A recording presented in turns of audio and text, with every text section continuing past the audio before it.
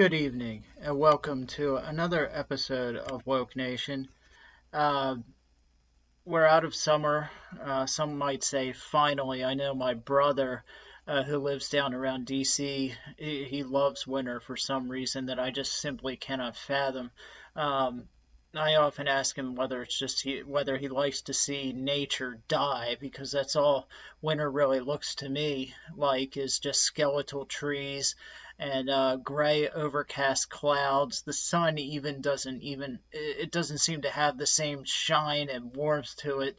Well, obviously not the same warmth, but even the glow from the sun is just not the same that you get in summer. There's this distance and this in summer there's almost like, if you want to make it sound poetic, like a familiarization that the sun has, like this intimate, um, like the sun is intimately looking down on you and casting this warm glow upon you as you walk, down the street or in the woods. Well, you don't have that in the winter. Rather, you have this kind of distant, cold, harsh, uh, deceptive, because the glow seems golden in the winter, but it's anything but rich and endearing, but instead rather baleful and just distant and uncaring. That's how winter feels like to me. If that sounds grim, that's because it is grim to me. Um, and as fate would have it, I live in an area in Pennsylvania. Well, just all of Pennsylvania is like this. The midway part of the country, where we suffer through all the seasons, very vividly. Summer is hot, which I love, and you definitely know when spring is there and fall, and when winter is there because it's cold. So we have hot summers and cold winters, and I regret the cold winters very much. Uh, why was I not born down in like Alabama or Mississippi or New Orleans? All the places that I would like to have been born, I live nowhere near. But, whatever. Uh, you could say we know it's for the best because I was born in Pennsylvania. Anyway, this episode I wanted to talk about family. It's about a week late in coming. Last week there was just so much going on, which I'll kind of go over here now. My wife is with child, our second, and we found out it's a girl, thereby breaking the curse of the our family. I had four brothers, no sisters, and then my other brother who's married, they just had a daughter, so they beat us to it. But they also had a boy before that, and then we had a son. So it just seemed like this endless succession of men, which, there's one thing that you can know by that, is that the Hayes name will never die out. That's for sure. We're here to stay, and we'll probably take over the world at this rate, but finally had a girl, and now we do. And so last Monday or Tuesday was the ultrasound where they told us the gender, and we found out it was a girl. So that was a a really happy moment. That's kind of what we were hoping and praying for. Of course, I would have been happy with whether it was a boy or a girl. It does not matter. As long as the child is healthy, I'm happy. But it was so, or not it. She is a girl. And the baby seems to be coming along healthy, and that's great. Everything we hope for, obviously. And then after that, my dad had his birthday, and so we went out miniature golfing, and we went out to eat at the Outback after that. So it was just this good time of, just family. We go to the doctor's appointment, have some good news, and then celebrate a birthday, my dad's birthday. And so it was, good. And it reminded me of, something that we take for granted, which is family unity.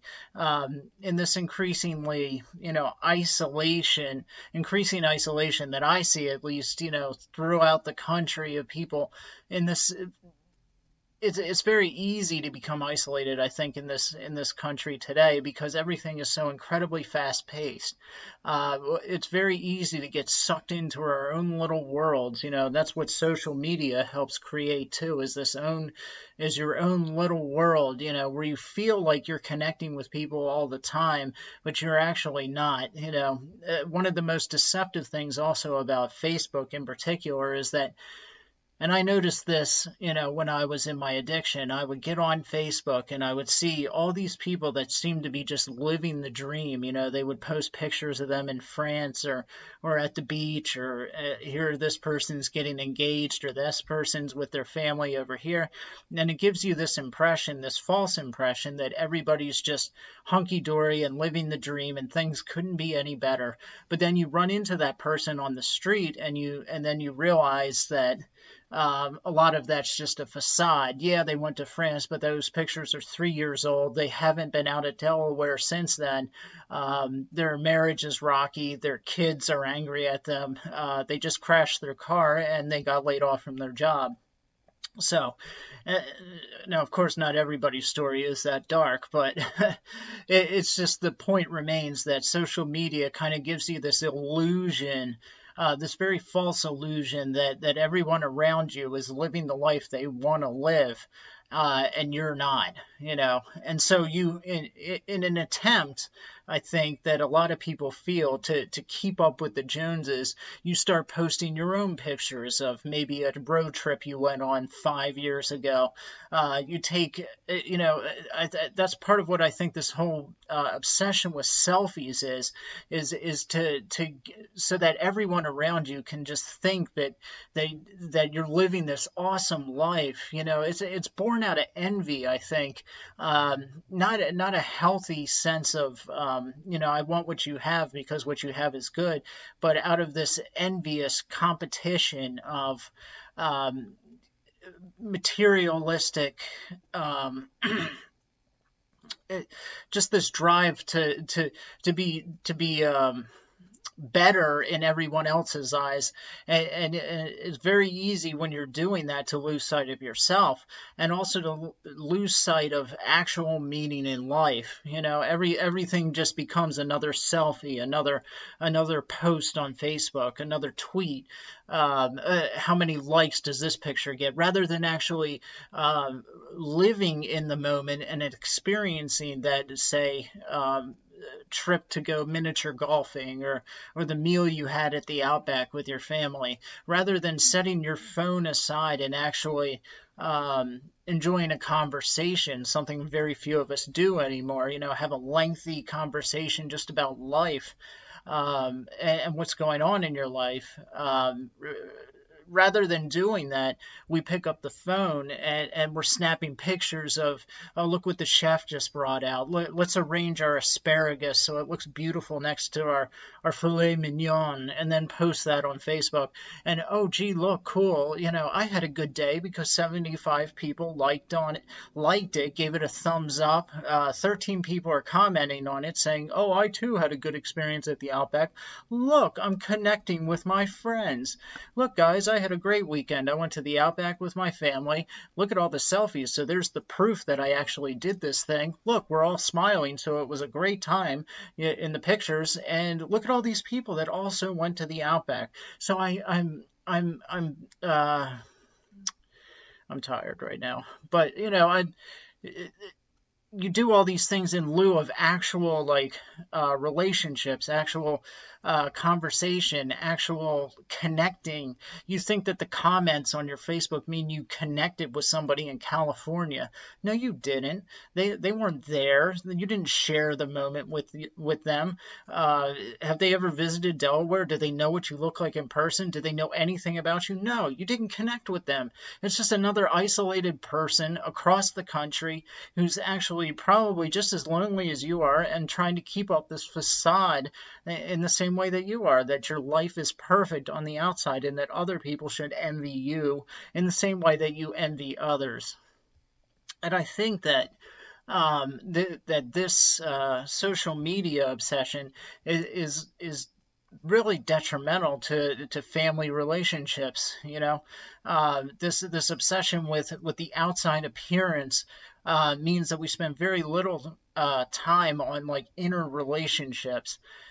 Um, and I think that, well, it's been said many times before that the family is the cornerstone of society. You remove the cornerstone, you remove the family, and there really isn't a whole lot left. How else can kids learn what it means to be a mother, except through watching their mother, a good mother? Or how can a young boy, learn to be a man if he doesn't have a good father there showing him what that looks like? And you're not going to learn it on Facebook. You're not going to learn it in social media, that's for sure. All you get on there is just bitterness, because you'll see constant pictures and photographs of what should be, a man standing there like with his son right next to him, and a hunting rifle and a deer they just killed. But you don't know anything about them, their personal life. All you get is an image of what should be, and you think, I should have that. And it just creates this false sense of what a family is without the real value behind it, an image. We've become a very image-driven society. The image has largely replaced word. But I think that we would all be um, hard pressed to admit that, or to deny the fact that this social media obsession has not had an impact on our lives. They've produced some pretty solid evidence, I think, that how addicting cell phones can be. I run into this kind of stuff all the time. I'll sit down on the couch, and there's, my wife over there and my son over there, and the next thing I know, I have my iPhone in my hand, and rather than paying attention to them or talking to them, or even I'll just be sitting there in a conversation with her, and I'll realize, and I mean, believe me, if you talk to her, she'll tell you this. I'll have an entire conversation with her while I'm reading something on my phone, and I'll be saying, yeah, yeah, yeah, and actually giving responses back, but yet really have no idea what I just heard, or what she just said, or anything like that. It's like you're on autopilot. And a lot of people are talking about this, that they just go on autopilot, and you're in this little world. You're sucked into this world on your tablet, on your phone, on your laptop, and it's robbing, I think, families of these moments where they could be connecting, moments that actually would mean something. Because when you're on your deathbed, how many of us are going to care at all, whether your photo got 56 tweets or relikes, or if somebody commented, "Oh, I went to the Caribbean and I saw that too." Yeah, who cares? Nobody cares. But at the moment, you're like, "Oh, cool! Look how popular I am." No, you're not popular. You're a loser.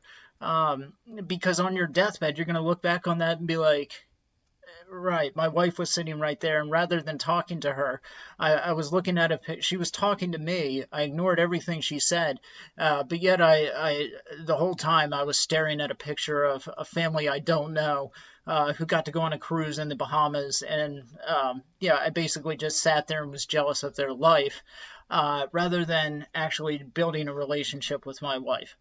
These are the kinds of things we're going to regret in the end, I think.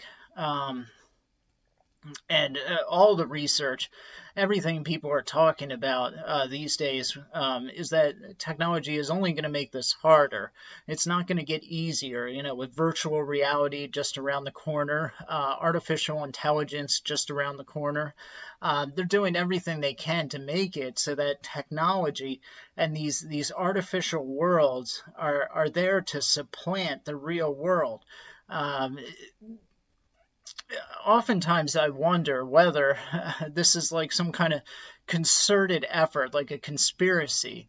And I know that as soon as you mention that word, most people just shut off the YouTube video. Who wants to listen to that? But it is true. I mean, think about it. That right now, our society is engaged in this obsession with denying reality, as far as gender, as far as abortion, whether something's a child in the womb, all of the science says that it is, but yet because it's convenient, it's not a child. Because I want to be a different gender, I'm going to deny biological reality. And it just goes on and on. There's right now we're just obsessed with controlling reality, and the technology is there only to further enhance that, to give you the perception or the illusion that you can do this, that if you plug into these worlds, these artificial worlds, that you can live out the world or the life that you feel like you should have had to begin with. All of this is born out of jealousy and envy and all the things that are basically condemned in the Bible. This is not healthy thinking. And one only wonders how much more this is going to affect like family relationships. I think mentioning the Bible, I think it is interesting as far as family goes. I was thinking about this the other day, the way the family kind of everything in reality, it seems to me, is like a picture, especially in the Bible, a picture of like God's relationship with us. So like in the family, you have the father, who is basically your role model for God in a lot of ways. That's how children are very often introduced to God, is through the example that the father gives. A spirit. That's why the father is supposed to be the spiritual role model. And then you have that relationship between the children and their father, in much the same way that God is our spiritual father. And then you have the inner dynamics of the family, kind of the way, I guess, the way you're sanctified. But then you also have marriage itself, which is kind of a picture of Christ and the church. The church is often called like the bridegroom of Christ. And so the more I see the family kind of crumble and deteriorate, and people not investing as much time and effort into experiencing what it's like to have a family, the more these things fall apart, the more you kind of realize what it is we're actually losing. And if you read the Bible, you kind of see like how God didn't just put these things here just for the fun of it, but this stuff is actually fundamental and foundational just to living life if you want to have a positive, happy life. These aren't just like the family as a unit isn't just there because it's, for some trivial reason, just, oh, that's how it is. That's why it's so stupid and ridiculous to say, and so blasphemous, really, to say that this stuff all just evolved by chance, out of some heartless, cold desire to survive, and that was it. And that's all it's there for, which is basically Darwinian evolution. The family unit is there just to promote survival, and that's it. I mean, you can't think of anything more cold and barren and heartless than that. Does nothing to explain the warmth and the connection and the love and the trust and the leadership and the inner, just all the inner dynamic and relationships that go on in a normal family and a healthy family. It can't explain all that, but the Bible can. It surely can. Just the symbolism of a marriage between, like, how Christ is with the church, is married to the church. All of these things have their picture, are pictures of spiritual realities and truths. Perhaps that's why, the family unit is under such attack today, because of what it means as a symbol of spiritual truths and spiritual realities. Perhaps that's why it's being decimated in our culture today. Not too long ago, I read that at least in the African American community, the fatherlessness rate is upwards of 70%. I mean, God only knows the devastation that's wrecking on the inner city urban communities in the cities. What kind of effect does that have when there is no father in the house, and the only father these kids know in these inner cities, in these tough neighborhoods is one that's deserted the home, or is in and out of prison, or is selling drugs, or is been arrested for murder or something like that, is just is a name but not a face, not anyone they really know. Um, we're seeing the effects of that constantly. All these lost kids, these kids that are now selling drugs and following in the footsteps of their parents, really, whose father did the same, and then it just goes down this long line of failure, and it's broken out of the inner city to affect. The rates are going up dramatically also in white communities too. And that's not a wonder or a mystery.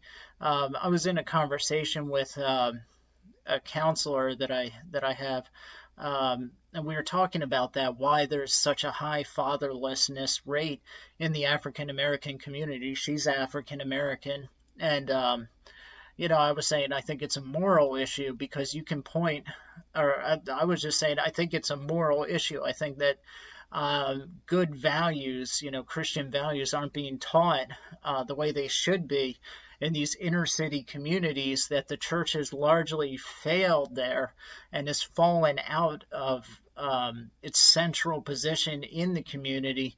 And what's replaced it instead is an immoral or amoral federal government who's just cutting checks, and whatever you have to say to receive that check, they'll say. If you have to say, oh, my back hurts so I can get on welfare, they'll say, oh, my back hurts so they can get on welfare.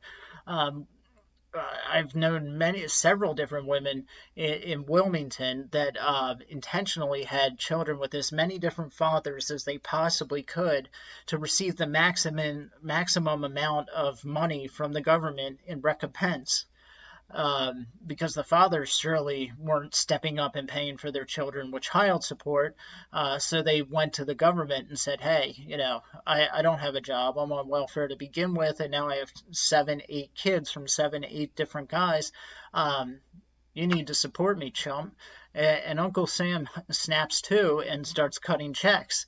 And then they learn that this works. So if you're going to get a check for sleeping around and not getting a job, why would you better yourself if you can do it that way? Laziness is a deadly adversary, and a lot of people fall to it. Oops. I'm going to knock over the camera.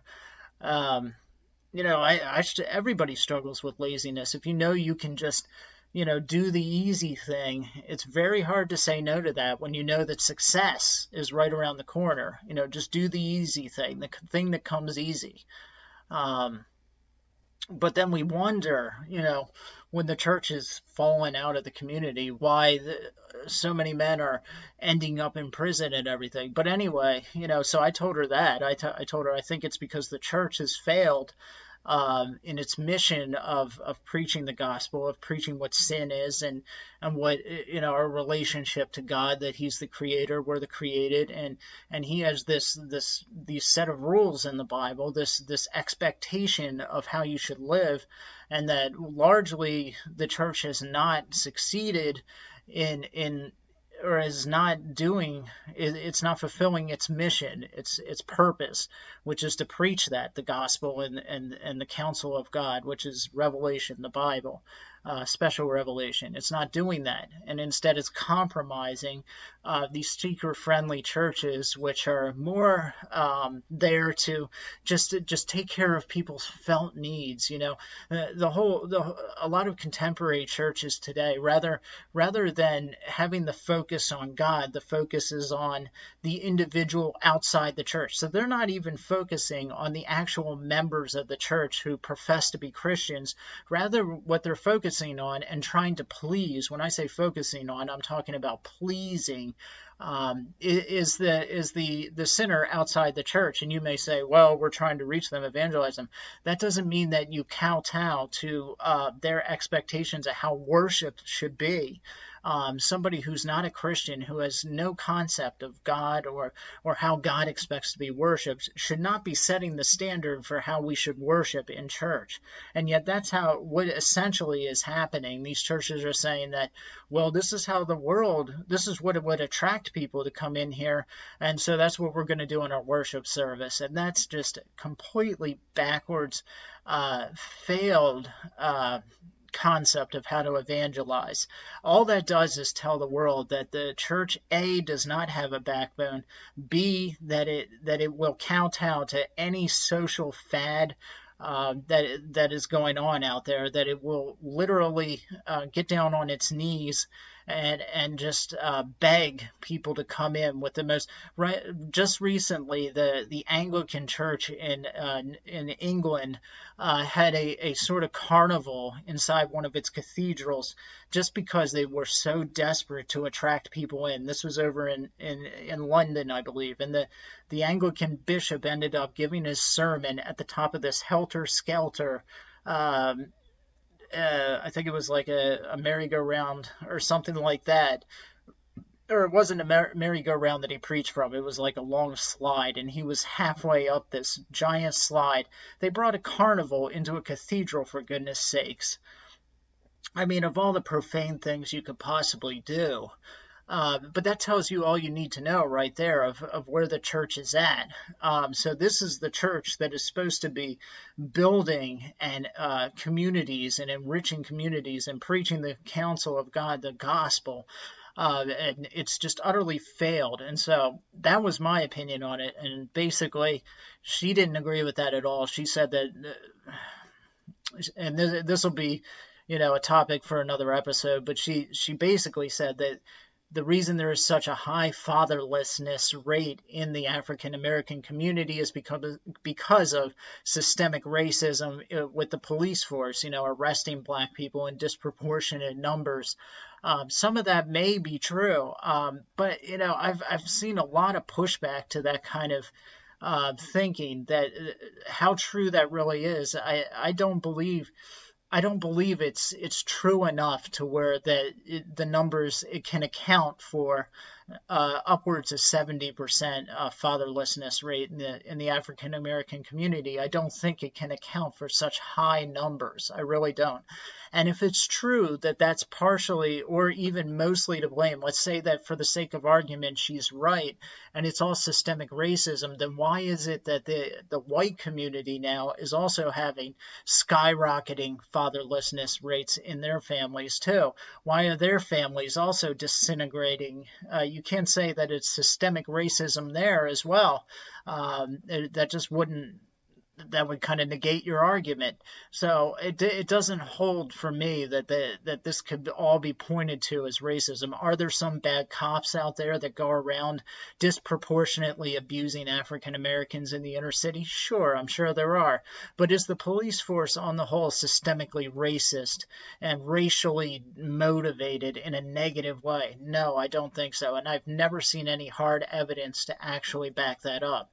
I think rather it holds true what I say, that the main fault for crime and this fatherlessness rate in these communities is the failure of the church. And that's our failure.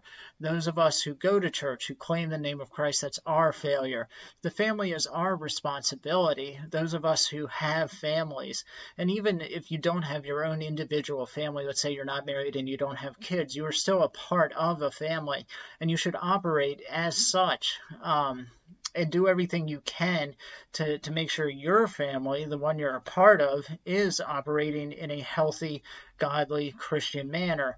Now, there's a whole spiel, a whole series of lectures that could be given, not by me, certainly not, but that could be given on what that looks like, what a healthy family looks like. And I'm certainly no expert on any of this, really. These are all just my thoughts and opinions. take them for what they are. But I don't think, and I will say that, years ago, before I had my own family, I didn't live up to any of these standards. I will always say that in these podcasts, that a lot of the things that I've done in the past, or even the things I struggle on now, I'm not judging anyone in that sense. I either struggle with things or I failed to live up to them in the past. I have a long road ahead of me in a lot of ways. Everybody does. And so before I had my own family, I was closed off, like any miserable teenager through high school. And then when I got out of high school, I rebelled and went and did a lot of things that I shouldn't have done that were just sin, let's be honest. So I didn't do these things. But, it's in looking back that I realized the failure there, the sin there, and what I shouldn't have done, and everything I want to do right now, which is to turn off the phone, get off of Facebook, turn off YouTube, and actually pay attention to what people are saying. Now, if my wife watches this, she'll probably laugh, because I still have the phone on sometimes, but I at least recognize that it's something I really need to work on. And it is. And it's something we all do. Nobody's innocent, Anybody who has a phone knows what I'm talking about. With one click, this instant demand for what's going on. Your Twitter feed is a second by second update. Believe me, I know. When Kavanaugh was having his whole thing going on, I was getting second by second updates of the Senate hearings as it was happening, as if I was sitting in the room. People were, all these different feeds are just updating me on, okay, this senator just said this senator just yelled at Kavanaugh just said this, Donald Trump just tweeted this in response. You're getting all this in immediate live time, as if you're there. Except better, because you're getting perspectives from everybody there simultaneously. And you wouldn't even have that if you were sitting in the room. So in a way, in that sense, it's even better than being there. That's a freaky thing when you think about it.